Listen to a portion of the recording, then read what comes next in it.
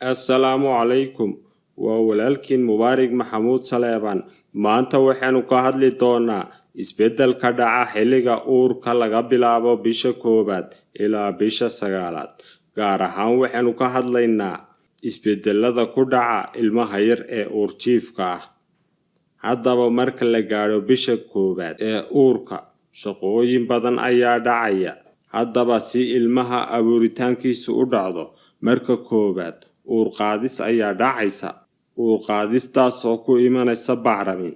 Kadibna waa in ukuntii yarayd ee la bacramiyay lagu dhajiyaa derbiga makaanka hooyada ama minka hooyada.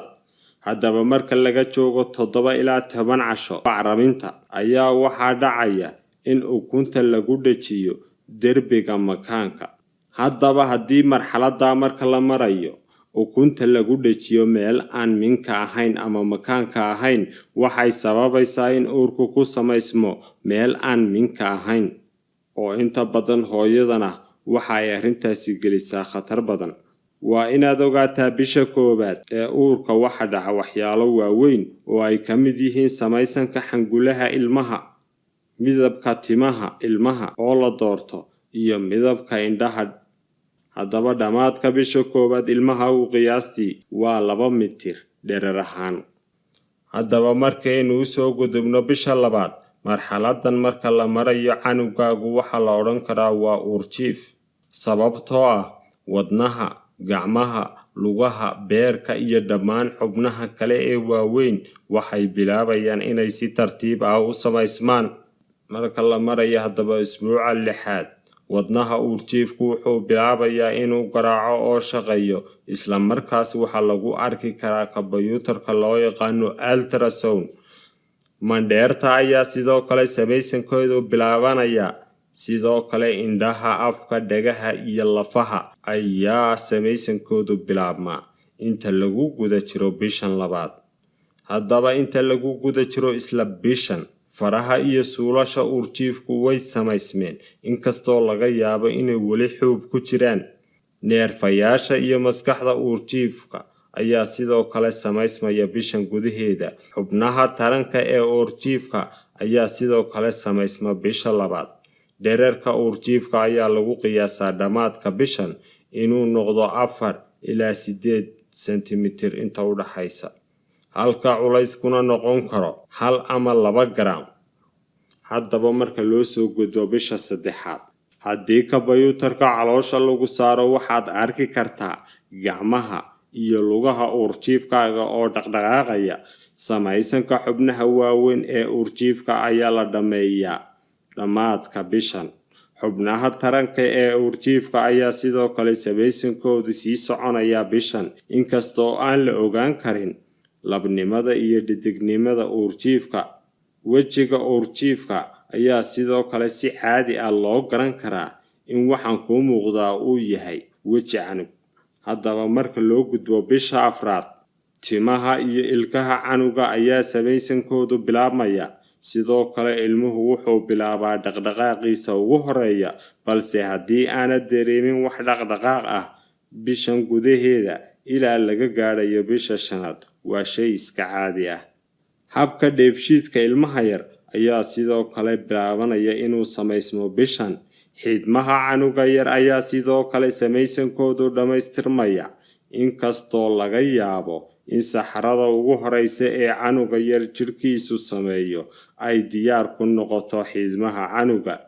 Marka loo soo gudbo dhamaadka bishan, waxaa macquul ah in la ogaan karo labnimada ama dhedignimada ilmaha. Haddaba marka la soo gaadho dhamaadka bishan, sidoo kale dhererka ilmaha uurjiifka ah ayaa lagu qiyaasi karaa 10 ilaa 16 sentimitir. Haddaba bisha 5 badanaa isbeddello waaweyn ma dhacaan, laakiin suuniyaha iyo baalasha indhaha ayaa sidoo kale samaysma bishan. Cunuga yar ee uurkaaga ku jira wuxuu bilaabayaa inuu nuugo suulashiisa. Sidoo kale canuga yar wuxuu bilaabaa inuu wax liqo. Wax maqalka ilmaha yar ayaa sidoo kale caadi ah bishan, waxaana laga yaabaa inuu maqlo hadallada dadka, siiba kan hooyadii. Marka haddaba hooyadu u soo gudubto bisha 6, ilmaha yar waxaa ku dhaca habka difaaca jidhka ee canuga yar ama canugta yar ayaa samaysmaya bishan. Sambabada iyo tuubooyinka hawo mareenka ilmaha ayaa sidoo kale samaysma. Bisha 6aad ilmaha yar ee uurjiifka ah wuxuu u eg yahay ilmaha caadiga ah ee dhasha, oo macnaha uu dhammaystiran yahay badi xubnihiisu. Dhererka ilmaha yar ayaa lagu qiyaasaa haddaba bisha tan 18 ilaa 20 sentimitir inta u dhaxaysa. Marka haddaba loo soo gudbo bisha 7aad, ilmaha yar wuxuu awoodaa in indhihiisa uu kala furo isla markaasna ooyo. Sidoo kale dhaqdhaqaaqa ilmaha ayaa siyaada bishan, iyadoo lagaba yaabo xitaa in dadka kale arkaan dhaqdhaqaaqa ilmahaaga ama ay dareemaan. Haddaba marka la joogo bishan 7aad, dhammaan lafaha iyo jidhka ku jira ee canuga yar ayaa si fiican samaysankoodu u dhammaystirmaa. Sidoo kale bishan ilmaha waxa fuula barwo. Marka haddaba loo soo gudbo bisha 8aad, ma jiri doonaan samaysan ama abuuritaan waaweyn oo dhacaya, balse weli ilmaha yar wuu korayaa si uu isugu diyaariyo inuu bannaanka ama adduunka yimaado. Haddaba bisha 8aad wuxuu ilmuhu bilaabayaa inuu seexdo waqti badan. Dhererka ilmaha yar ee uurjiifka ah ayaa bishan noqonaya qiyaastii inta u dhaxaysa 30 sentimitir, halka miisaankiisuna noqdo ama lagu qiyaaso inta u dhaxaysa 2.5 ilaa 2.7 kilogram. Marka haddaba hooyadu u gudubto bisha 9aad, bishan waa bisha hooyadu isku diyaariso dhalmada. Waxay hooyadu qaadataa waqti badan oo nasiino ah. Sidoo kale ilmahaagu bishan wuxuu gaadhay waqtigii loogu talagalay ilmaha dhamayska ah. Waxaa laga yaabaa in ilmuhu ku kala duwanaadaan dhererka iyo miisaanka, balse bishan ilmaha dhererkiisa waxaa lagu qiyaasi karaa inta u dhaxaysa 48 ilaa 53 sentimitir, halka miisaankiisuna noqon karo 3 ilaa 3.5 kilogram. Sidaas ayaynu korriimaadkii ilmaha ku soo dhammaystirnay. Fadlan haddaad channelkayga ku cusub tahay subscribe saar. Wassalaamu calaykum waraxmatullaahi wabarakaatuhu.